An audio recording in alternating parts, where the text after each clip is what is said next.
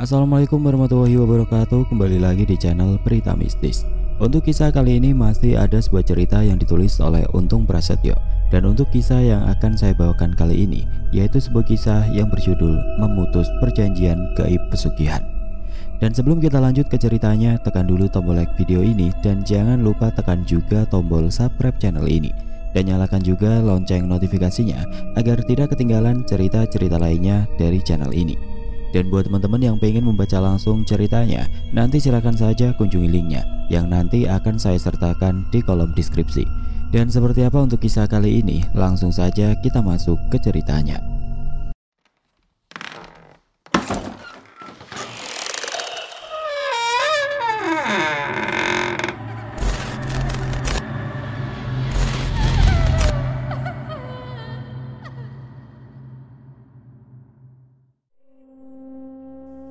Di saat Bang Rudi sedang menghadapi sosok genderuwo yang menginginkan Mbak Ani untuk ikut ke alamnya itu, Bang Rudi juga mendapat telepon dari orang tua sahabatnya dulu yang kini tinggal di daerah Parung Bogor.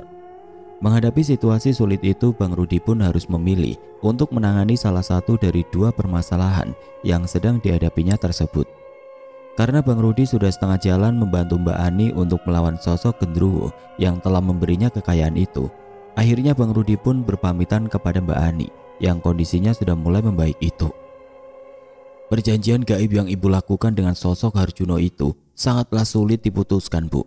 Karena sosok genderuwo bernama Harjuno itu tidak hanya membantu ibu memberi kekayaan, tapi sosok itu juga sangat mencintai dan menyayangi ibu ini, ujar Bang Rudi yang membuat Mbak Ani malu saat itu. Lagian, kenapa ibu mau dikawinin genderuwo? Tanya Bang Rudi sambil tersenyum. Mending sama Pak Dirun dah, jelas manusianya, bukan begitu Pak Dirun? Ibu Bang Rudi yang membuat semua orang di rumah kontrakan Mbak Ani tertawa. Jadikan ini sebuah pembelajaran buat kita semua, bahwa bersekutu dengan jin itu termasuk dosa besar. Lebih baik kita kaya dari hasil yang halal, bener kan Pak Dirun? Ujar Bang Rudi yang makin sering menggoda lelaki yang masih melajang di usianya yang sudah tidak muda lagi. Tapi insya Allah, saya akan membantu memutus perjanjian gaib Ibu Ani dengan sosok genderuwo bernama Harjuna itu. Tapi sebelumnya, ibu harus menikah dulu nih sama orang beneran. Ibu Bang Rudi sambil melirik ke arah Pak Dirun dan memberi kode lewat senyumnya. Gak usah jauh-jauh Bu, di rumah ini udah ada kok sosok pengganti Harjuno. Yang ini juga makhluk Allah kok, tapi dari golongan manusia. Bukan begitu Pak Dirun? Ucap Bang Rudi yang lagi membuat Pak Dirun salah tingkah dengan wajah memerah dan keringat yang mulai membasahi keningnya. Tenang Pak Dirun, gak usah takut. Insya Allah saya bantu. Yang penting niat Pak Dirun ini lurus. Gak usah mikir yang aneh-aneh. Gimana Pak? Tanya Bang Rudi sambil memandang ke arah Pak Dirun yang tampak makin gugup itu. Jadi ini adalah sebuah cara untuk menjauhkan Bu Ani dari sosok Harjuno. Bukan saya mengada-ngada, tapi sosok Harjuno akan berubah pikiran ketika tahu Bu Ani ini sudah menikah. Dan insya Allah genderuwo itu cepat meret dari kehidupan Bu Ani, ujar Bang Rudi dengan wajah seriusnya. Kami ikut bagaimana baiknya aja Pak Ustadz. Yang penting anak saya sehat kembali dan terhindar dari sosok gaib yang telah memberinya kekayaan itu, ujar Pak Solihin, ayah dari Bu Ani. Insya Allah Pak, tinggal Bu Aninya saja sekarang bagaimana. Kalau memang sudah ada calon, ya lebih baik disegerakan untuk menikah. Kalau belum ada, biar orang yang ada di dekat kita nih maju mencalonkan diri dan langsung melamar Bu Ani, balas Bang Rudi yang lagi-lagi membuat Pak Dirun tersipu malu. Saya akan menerima orang yang menerima kondisi saya saat ini Pak Ustadz, ujar Mbak Ani. Alhamdulillah, balas Bang Rudi menyambung pernyataan dari Mbak Ani.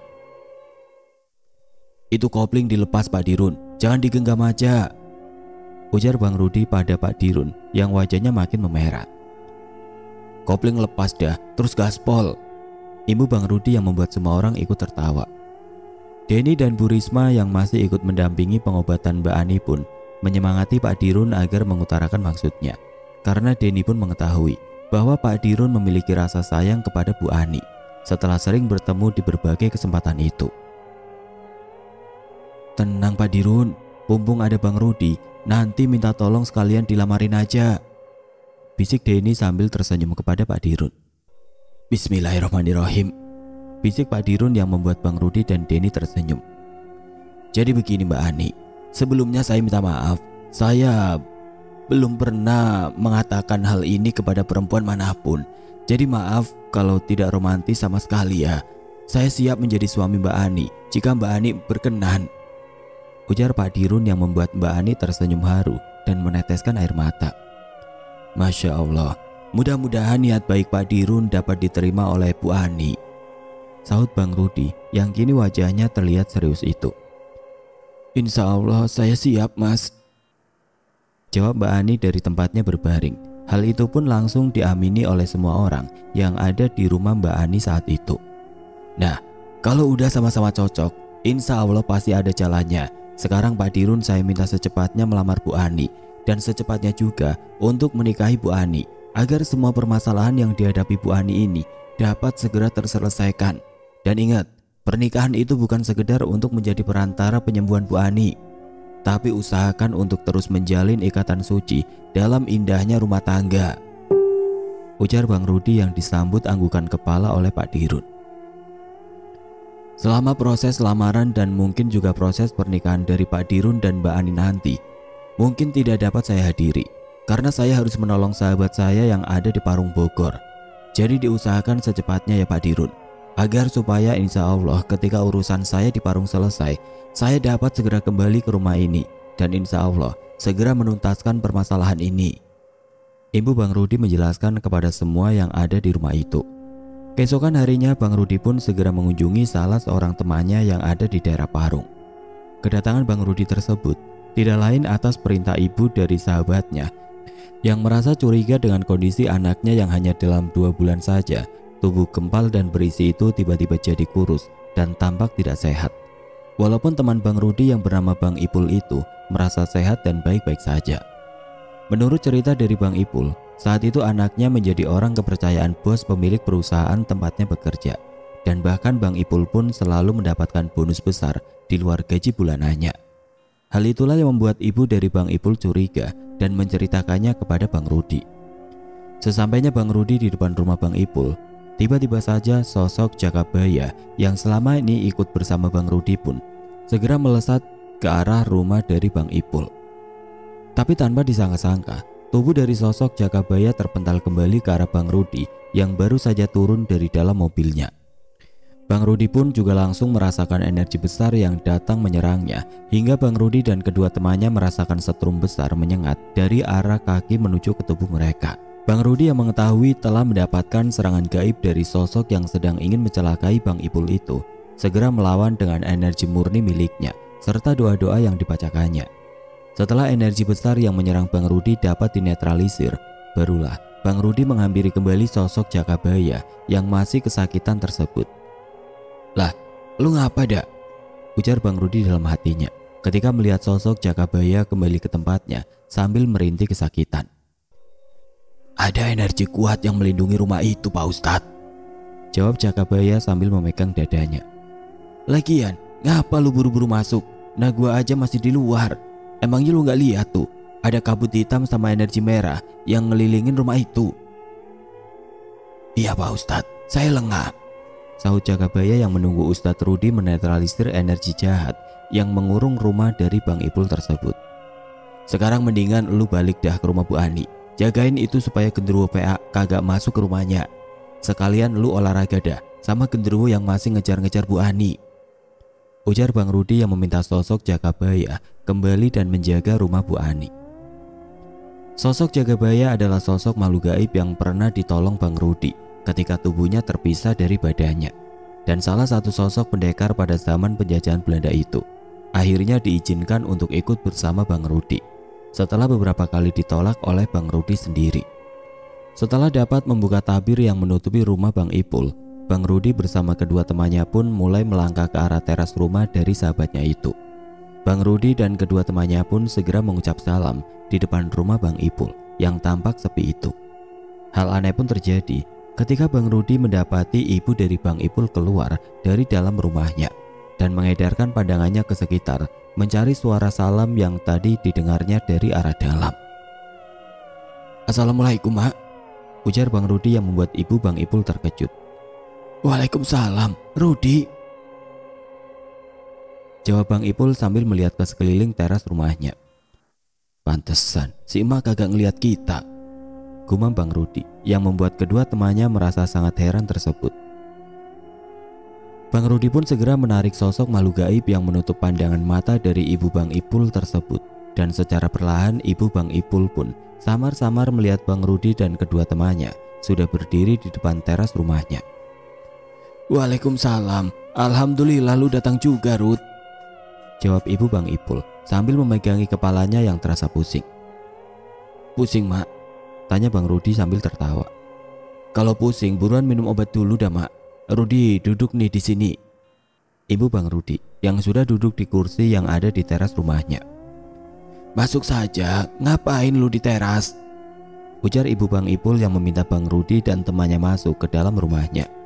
"Kok tiba-tiba aja kalian muncul di depan rumah emak?" ujar ibu Bang Ipul yang terlihat membawakan air putih ke ruang tamu rumahnya. "Saya dari tadi, Mak, udah 3 kali ngucap salam." "Emak denger sih, tapi emak kagak ngeliat lu pada dateng, beneran dah?" "Iya, Mak, emak tadi tutupin sama jin, anak buah dari sosok yang masih ada di rumah ini, Mak." "Astagfirullah, berarti bener kan apa yang emak duga selama ini? Emak yakin kalau si Ipul kena hal gaib." "Masa iya cuma karyawan biasa tapi Ipul dikasih kepercayaan lebih sih. Bahkan Ipul sudah beberapa kali dapat bonus dari bosnya, dan uang bonusnya gede, Rud. Terus emak juga curiga setiap ngebersihin kamar Ipul ada tisu yang ada darahnya. Gak tahu juga sih itu darah apa. Terus emak sering ngelihat sosok perempuan yang terus berkelebat di depan emak, Rud. Sama satu lagi, Rina juga sering mimpi kalau si Ipul bakalan diambil sama sosok nenek-nenek mukanya merah, matanya hitam, sama rambutnya kusut kayak sapu icuk, Rud." Ibu Bang Ipul yang menceritakan semua kejadian janggal yang beliau temui di rumahnya. "Iya, Mak, Rudi juga mau kemari saja susah tadi, sampai nyasar-nyasar." Setelah berbincang dengan ibu dari Bang Ipul, Bang Rudi pun langsung melakukan penelusuran dengan mata batinnya. Sosok yang memiliki energi sangat kuat tersebut berhasil dideteksi oleh Bang Rudi. Ia ada di dalam kamar Bang Ipul. Sosok yang juga sering menampakkan diri kepada ibu Bang Ipul itu sedang asik duduk di atas kasur milik Bang Ipul. Setelah bermediasi dengan sosok makhluk gaib perempuan yang memiliki kekuatan besar itu, Bang Rudi pun meminta kepada sosok tersebut untuk segera pergi meninggalkan tempatnya berada saat itu. Tapi sosok yang mengaku bernama Nyai Roro Kembang itu menolak untuk pergi dan malah menyerang Bang Rudi dengan energi gelapnya. Karena tidak ingin mati konyol, Bang Rudi pun segera membalas serangan gaib tersebut dan mulai mengunci energi dari sosok Nyai Roro Kembang itu. Dan ketika Bang Rudi sedikit lagi berhasil untuk mengurungnya, tiba-tiba saja datang 2 sosok makhluk bertubuh besar seperti buto, datang menyelamatkan sosok Nyai Roro Kembang tersebut. Pertarungan gaib yang sangat menguras energi tersebut terus berlanjut dan hampir membuat Bang Rudi kewalahan. Tapi berkat pertolongan yang datang dari Allah Subhanahu wa Ta'ala, Bang Rudi pun akhirnya bisa meringkus sosok buto pengawal Nyai Roro Kembang dan juga Nyai Roro Kembang sendiri. Sosok 2 buto penjaga Nyai Roro Kembang itu segera dipindahkan ke tempat aman yang tidak akan bisa menyerang Bang Rudi lagi. Sementara sosok Nyai Roro Kembang dikurung oleh Bang Rudi serta dibelenggu dengan rantai baja. Setelah berhasil membelenggu sosok Nyai Roro Kembang itu, Bang Rudi yang sedang berada dalam kamar Bang Ipul pun segera keluar dari dalam kamar dan langsung berjalan ke arah ruang tamu. Tapi betapa terkejutnya Bang Rudi ketika tiba-tiba melihat sosok manusia sedang duduk dan membakar dupa tepat di tengah-tengah rumah Bang Ipul. "Woi, PA lu, ngapain lu nabun di situ?" tanya Bang Rudi sambil memandang tajam ke arah sosok sukma seseorang dukun yang sedang melakukan ritualnya tersebut. Karena merasa terkejut oleh teriakan Bang Ipul, sosok itu pun merasa sangat kebingungan karena ada yang bisa melihatnya dalam keadaan meragai sukma. Karena aksinya sudah diketahui Bang Rudi, sosok sukma seorang dukun itu pun bergegas ingin melarikan diri. Tapi niatnya itu segera digagalkan oleh sosok Jakabaya yang tiba-tiba kembali dari rumah Mbak Ani. Sosok Jakabaya pun dengan sigap langsung meringkus sosok Sukma dukun yang sedang meraga sukma itu. Dan tanpa pikir panjang lagi, Bang Rudi pun segera mengurung dan mengunci sosok Sukma tersebut. Alhamdulillah lu balik lagi Jaka. Tapi ngapain lu balik lagi dah? Itu Bu Ani gimana? Tanya Bang Rudi dalam batinnya. Insya Allah aman Ustadz. Ibu itu udah dijaga sama calon suaminya. Jawab Jakabaya sambil tertawa. Di sini juga insya Allah aman. Lu balik lagi deh ke rumah Bu Ani. Gua kagak bisa fokus kalau di sana kagak ada yang jaga. Ujar Bang Rudi yang meminta sosok Jakabaya kembali lagi ke rumah Mbak Ani. Tanpa membantah lagi, Jakabaya pun segera melesat pergi dan kembali ke rumah Mbak Ani. Baru saja selesai dengan sosok Sukma dukun yang akhirnya ikut dikurung juga oleh Bang Rudi. Tiba-tiba suara ledakan terdengar di atas rumah Bang Ipul. Dan setelah itu terdengar suara jeritan Rina dari dalam kamarnya. Ibu Bang Ipul pun segera berlari menghampiri anak perempuannya yang ada di dalam kamarnya itu. Dan betapa terkejutnya sang ibu ketika mengetahui anak perempuannya sudah tidak sadarkan diri dan mulai meracau. Mengetahui Rina sedang kesurupan, Bang Rudi pun segera menghampiri kamar Rina karena ibu Bang Ipul berteriak memanggilnya. Dan setelah berhadapan dengan Bang Rudi, sosok makhluk gaib yang ada di dalam tubuh Rina pun menggeram dan meminta Bang Rudi untuk pergi dari tempat itu. Jangan ganggu anak ini, ujar sosok makhluk gaib yang sedang merasuki tubuh Rina. Lah, yang ada elu yang ganggu orang ini, bukannya gua PA lu. Balas Bang Rudi yang merasa aneh dengan apa yang telah diucapkan sosok makhluk gaib tersebut. Aku tidak mengganggu, aku hanya ingin menjaga anak ini, saut sosok yang ada di dalam tubuh Rina. Kagak perlu lu jagain orang ini, biar Allah yang menjaganya. Lu siapa emangnya? Bisa-bisa lu mau ngejaga orang, pergi gak lu? Ujar Bang Rudi kepada sosok tersebut. Kalianlah yang harus pergi, sudah aku bilang, aku akan menjaga anak ini. Ngadi-ngadi aja nih jin kunyuk. Lu mau keluar sendiri, apa harus gua paksa? Balas Bang Rudi yang langsung menarik keluar sosok jin yang sedang merasuki tubuh Rina tersebut. Sempat terjadi adu energi dari sosok gaib yang memiliki kekuatan tinggi itu dengan Bang Rudi. Tapi akhirnya sosok makhluk gaib tersebut menyerah dan meminta dibebaskan dan dikembalikan kepada sosok dukun yang sukmanya sedang dikurung oleh Bang Rudi tadi. Setelah sosok jin tersebut pergi, tiba-tiba datang energi yang lebih besar lagi yang dengan cepat menyerang Bang Rudi. Tapi Bang Rudi yang sudah mengetahui hal tersebut berhasil menghindar dan langsung menunjukkan sosok Nyai Roro Kembang yang sedang dibelenggu oleh Bang Rudi itu.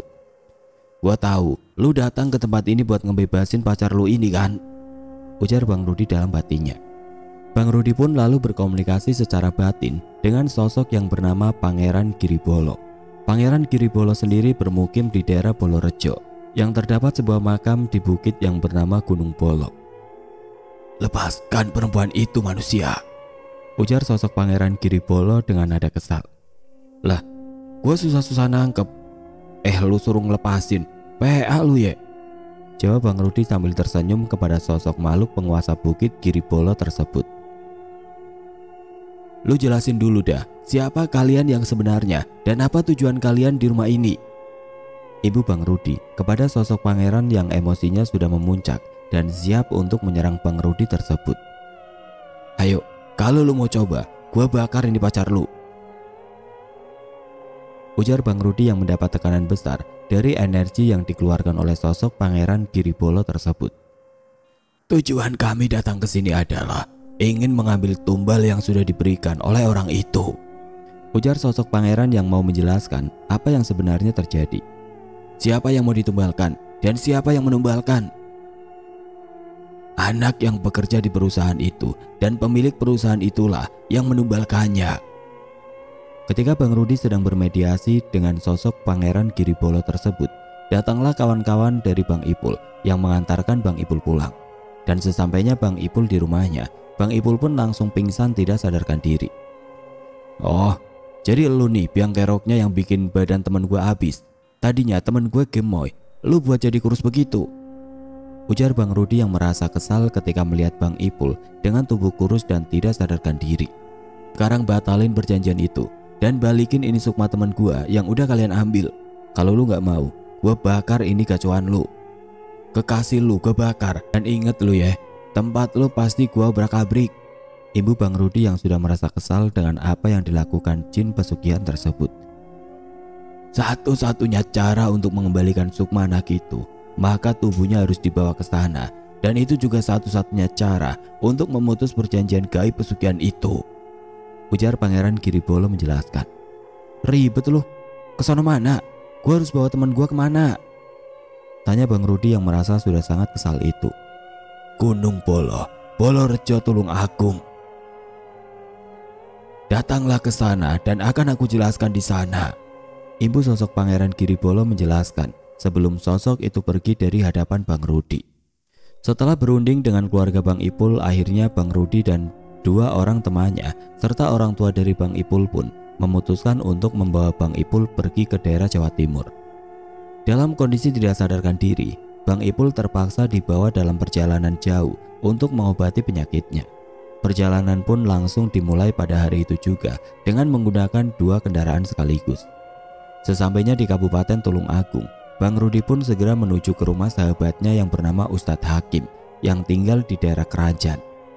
Kepada Ustadz Hakim, Bang Rudi meminta tolong dicarikan tempat singgah untuk rombongannya dan meminta juga diantarkan ke Gunung Polo, Desa Polorejo yang sudah diketahui menjadi tempat untuk mencari pesugihan tersebut.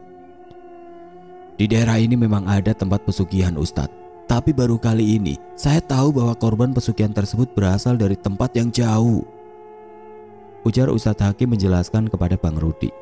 Iya Ustadz, sebelumnya saya ucapkan terima kasih nih untuk tempat singgah yang Ustadz Hakim berikan kepada kami. Dan saya juga minta tolong lagi nih Ustadz, untuk mengantarkan saya ke Gunung Polo untuk menemui Kuncen di sana, balas Bang Rudi yang langsung disanggupi oleh Ustadz Hakim. Keesokan harinya berangkatlah Ustadz Hakim bersama Bang Rudi ke desa Polorejo untuk langsung naik ke Gunung Polo dan menemui juru kunci gunung kecil tersebut.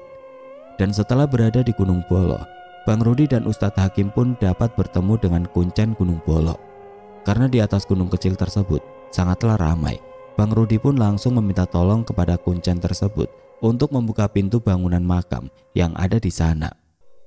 Awalnya sang Kuncen dari tempat keramat tersebut menolak untuk membukakan pintu makam, walau Bang Rudi dan Ustadz Hakim telah menjelaskan kepada Kuncen tersebut. Karena merasa sudah lelah dan juga kesal, Bang Rudi pun mulai mengintimidasi juru kunci tempat keramat itu dengan memakan sesajen yang baru saja ditaruh orang-orang yang melakukan ritual di tempat tersebut. Sempat terjadi ketegangan antara Bang Rudi, Ustadz Hakim, serta salah satu murid Ustadz Hakim yang bernama Kabar dengan sang juru kunci. Juru kunci yang kesal pun meminta Bang Rudi untuk tidak memakan sesajen yang ada di tempat itu. Saya kan sudah minta baik-baik ke Bapak buat dibukakan pintu makam itu. Saya mau ngambil Sukma teman saya yang sudah diambil oleh Roro Kembang, tapi Bapak malah menolaknya, ujar Bang Rudi sambil memakan ayam ingkung yang baru saja ditaruh oleh pelaku ritual yang sedang mencari pesugihan. Kamu jangan sembarangan ya, itu sesajen buat Nyai Ratu, nanti kualat baru tahu rasa kamu, bentak sang Kuncen yang terlihat sangat marah itu. Makanan orang dikasih setan, ada-ada saja Bapak ini, balas Bang Rudi dengan santainya. Tidak terima dengan apa yang dilakukan Bang Rudi, sang juru kunci pun hendak menyerang Bang Rudi dan Ustadz Hakim dengan ilmu kebatinan yang dimilikinya. Tapi ketika Kuncen tersebut sedang membaca sebuah mantra, Bang Rudi pun langsung mengeluarkan sosok Nyai Roro Kembang yang sedang terbelenggu dan berada di kerangkeng gaib tempat Bang Rudi mengurungnya. Sang Kuncen yang sangat terkejut pun segera memberi salam kepada makhluk gaib, pemberi kekayaan di gunung tersebut. Dan karena mengetahui sosok junjungannya sedang terbelenggu, Kuncen tersebut pun segera membukakan makam yang menjadi tempat ritual itu. Sebelum masuk ke dalam makam tersebut, lagi-lagi Ustadz Rudi bertanya kepada sang Kuncen tentang sesajen yang ada di tempat itu. Ini makanan kapan ditaruhnya Pak? Kayaknya masih hangat dah, ujar Bang Rudi sambil mengambil paha ayam bakar yang ada di sebuah tampah yang lengkap dengan nasi urap dan lauk lainnya. Baru tadi pagi, jawab sang Kuncen ketus sambil membuka pintu makam yang terkunci itu. Setelah pintu dari tempat yang dikeramatkan oleh orang-orang di sana terbuka, muncullah sosok Pangeran Giribolo di dalam tempat yang ternyata adalah sebuah petilasan tersebut. Dan ketika Bang Rudi mulai berdialog dengan sosok yang mengaku pangeran itu, sang Kuncen pun terlihat sangat terkejut dan perlahan mundur dari depan petilasan itu. Saya sudah datang ke tempat yang kamu mau. Sekarang beritahu saya bagaimana caranya untuk memutus perjanjian gaib tersebut. Tanya Bang Rudi tanpa basa-basi. Carikan aku setangkai bunga melati dan bunga kantil, supaya ritual pemutus perjanjian gaib ini dapat segera dilaksanakan. Jawab sang pangeran seolah ingin mempermainkan Bang Rudi. Ah, ribet lu. Lu aja yang cari, gua kagak mau tahu. Kalau enggak, gua obrak-abrik ini kampungan lu. Ancam Bang Rudi yang semakin kesal dengan sosok penguasa tempat itu. Gua bingung, lu kan penguasa di tempat ini, tapi kenapa lu minta yang aneh-aneh buat ngelepasin Sukma teman gua? Lu penguasa apa masih kroco sih? Belum sempat sosok yang mengaku Pangeran Giribolo itu menjawab, tiba-tiba saja energi besar datang menyelimuti sekitaran petilasan tersebut.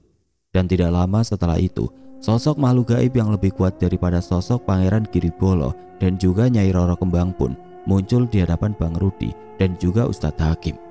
Sosok perempuan yang hampir mirip dengan sosok Nyai Roro Kembang itu langsung menyerang Bang Rudi dengan energi besarnya. Jangan kosong Tat, baca sholawat terus, ujar Bang Rudi kepada Ustadz Hakim. Ustadz Hakim pun segera membuka mata batinnya dan meminta muridnya yang bernama Akbar untuk memagari diri dengan sholawat. Oh, jadi elu penguasa tempat ini. Pantesan itu pangeran gak bisa ngelepasin Sukma temen gua. Dasar pangeran kodok, ujar Bang Rudi yang sudah memagari diri dengan pagar gaib. Sosok yang mengaku Pangeran Giribolo pun terlihat bersimpuh di hadapan sang penguasa Gunung Bolo tersebut dan mulai menjelaskan apa yang menjadi tujuan Bang Rudi datang ke tempat itu, dan juga mengatakan kepada sosok pemimpin mereka bahwa Bang Rudi sudah menangkap anak dari penguasa itu yang bernama Nyai Roro Kembang tadi. Mendengar apa yang telah diceritakan sosok Pangeran Giribolo, sang ratu penguasa pun kaget dan geram karena merasa itu adalah sebuah penghinaan bagi kerajaan. Saya cuma mau minta Sukma teman saya yang sudah dibawa ke tempat ini dikembalikan, dan saya akan melepaskan Roro Kembang ini, ujar Bang Rudi yang membuat sang ratu urung untuk menyerang Bang Rudi. Lalu siapa yang akan menjadi pengganti dari pemuda yang sudah dijanjikan itu? Tanya sang ratu kepada Bang Rudi. Dia aja nih, aki-aki Butanani, jawab Bang Rudi sambil menunjuk Kuncen yang sedari tadi menundukkan kepalanya itu. Bagaimana pangeran? Tanya ratu penguasa tempat tersebut. Yang akan menjadi pengganti dari tumbal yang sudah kita ambil adalah orang yang mencari pesugihan lewat perantara seorang dukun Nyai. Dialah pengganti yang tepat, jawab Pangeran Giribolo yang membuat sang Kuncen lega. Aman pak, bapak masih bisa makan nasi ntar sore, seletuk Bang Rudi seraya menggoda sang juru kunci tempat itu. Lalu apa yang kau tunggu pangeran? Cepat selesaikan tugasmu agar Roro Kembang dapat segera dibebaskan, ujar sang ratu penguasa tempat tersebut yang langsung pergi dari petilasan yang dijadikan tempat ritual pesugihan tersebut. Wah, sampean ini sembarangan saja mas, masa saya ditawarkan sebagai tumbal penggantinya, ujar sang Kuncen yang merasa kesal dengan celetukan Bang Rudi tadi. Lagian mana mau itu ratu sama aki-aki kayak sampean pak, jawab Bang Rudi sambil tertawa lepas. Bersiaplah, kita akan menghadapi dukun yang melindungi pencari kekayaan itu. Dia sudah tahu bahwa majikannya akan menjadi tumbal untuk menggantikan orang yang telah ditumbalkan, ujar Pangeran Giribolo. Lu aja deh yang urus, gua capek. Sekarang mending lu lepasin dulu dah Sukma temen gua, baru gua lepasin ini pacar lu. Dan lu bisa berkelahi dah sepuasnya lu, balas Bang Rudi yang membuat Ustadz Hakim tertawa. Ente kadang-kadang juga Ustadz, celetuk Ustadz Hakim sambil menahan tawanya. Kami harus mengambil dulu pengganti dari temanmu, ujar sang pangeran yang tiba-tiba saja membawa Bang Rudi, Ustadz Hakim dan juga juru kunci tempat tersebut berpindah ke alam gaib Gunung Bolo tersebut. Dari arah depan Bang Rudi melihat sosok dukun yang Sukmanya telah ditangkap oleh Bang Rudi sewaktu Sukma dukun itu memulai ritualnya di rumah Bang Ipul. Sosok dukun itu terlihat bersama 4 makhluk gaib yang wujudnya sangat menyeramkan. Sosok makhluk gaib peliharaan sang dukun pun segera menyerang Pangeran Bolo dan juga Kuncen yang menjadi perantara di gunung tersebut. Sang dukun yang melindungi sosok bos dari Bang Ipul itu menolak jika orang yang telah dibantunya mendapat pesugihan melalui Nyai Roro Kembang itu dijadikan tumbal pengganti. Dan mau tidak mau, sosok dukun itu harus bertempur melawan sang Pangeran Giribolo untuk menyelamatkan bos dari Bang Ipul yang memang melakukan pesugihan untuk perusahaannya tersebut. Bang Rudi dan Ustadz Hakim pun hanya menjadi penonton dari pertempuran gaib yang dilakukan Pangeran Giribolo dengan dukun sakti dan makhluk gaib peliharaannya. Sementara sang dukun yang sedang meraga sukma tersebut bertarung melawan sang juru kunci tempat ritual itu. Karena sang kuncen terdesak, mau tidak mau Bang Rudi pun segera membantunya untuk dapat mengalahkan dukun tersebut. Karena salah satu sukma dari dukun tersebut sudah dikurung Bang Rudi. Sosok dukun sakti tersebut pun bertambah murka ketika Bang Rudi membantu sang kuncen. Tapi amarah dari dukun tersebut harus berakhir ketika sukma kuncen itu dapat menebas leher dari dukun yang menjadi pelindung orang yang akan dijadikan pengganti tersebut. Setelah kematian sang dukun di alam nyata, pertarungan gaib itu pun usai. Para makhluk gaib peliharaan sang dukun pun memilih untuk melarikan diri karena sudah tidak terikat perjanjian lagi dengan tuannya yang sudah tewas tersebut. Dengan seketika Bang Rudi, Ustadz Hakim dan juru kunci itu pun kembali lagi ke tempat mereka berada sebelumnya. Dan dengan cepat sang pangeran pun melepaskan semua sukma dari Bang Ipul yang sudah dijadikan tawanan di alam gaib Gunung Bolo tersebut. Setelah urusan mereka selesai, Bang Rudi, Ustadz Hakim dan Akbar pun langsung meninggalkan puncak Gunung Bolo dan langsung menuju ke rumah Ustadz Hakim. Sesampainya di rumah Ustadz Hakim, Bang Ipul pun tersadar dan merasa kebingungan dengan keberadaannya saat itu. Keluarga Bang Ipul pun lalu menceritakan apa yang terjadi kepadanya dan di mana dia berada saat itu. Dan setelah melihat Bang Rudi datang, Bang Ipul pun baru percaya apa yang telah dikatakan oleh keluarganya itu. Beberapa hari kemudian, Bang Ipul yang kondisi tubuhnya membaik pun kembali bekerja. Tapi ketika Bang Ipul bertemu dengan pemilik perusahaan tempatnya bekerja itu, Bang Ipul melihat ada beberapa keanehan yang ada di dalam diri orang yang menjadi bos dari Bang Ipul tersebut. Bang Ipul merasa bahwa bosnya sedang tidak baik-baik saja saat itu, dan sikap dari bosnya tersebut sungguhlah berbeda dari sebelumnya. Setelah sebulan dari kejadian pingsannya Bang Ipul tersebut, perusahaan tempatnya bekerja pun mengalami kerugian yang sangat besar. Bersamaan dengan itu, pemilik perusahaannya pun meninggal dunia dengan kondisi tubuh kurus seperti yang dialami Bang Ipul waktu itu. Banyak yang bertanya-tanya tentang kematian sosok pemilik perusahaan tersebut karena penyakit yang diderita orang itu sangatlah tidak wajar. Setelah membantu sahabatnya yang hampir menjadi tumbal dari seseorang yang mencari kekayaan dengan instan, Bang Rudi pun kembali menjenguk Mbak Ani bersama Pak Dirun. Kabar bahagia pun telah disampaikan Pak Dirun yang sudah melamar Mbak Ani dan akan segera menikahi wanita yang disayanginya tersebut.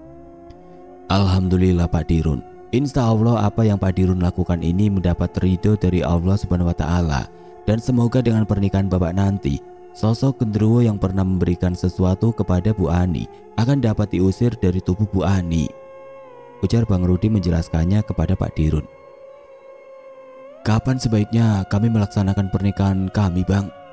Tanya Pak Dirun dengan malu-malu kepada Bang Rudi. Lebih cepat lebih baik, Pak, untuk menghindari fitnah juga dan untuk kesembuhan Bu Ani juga. Cukup nikah KUA saja, Pak. Sebelum acara, Bapak adakan dulu pengajian di rumah Bapak dan di rumah Bu Ani.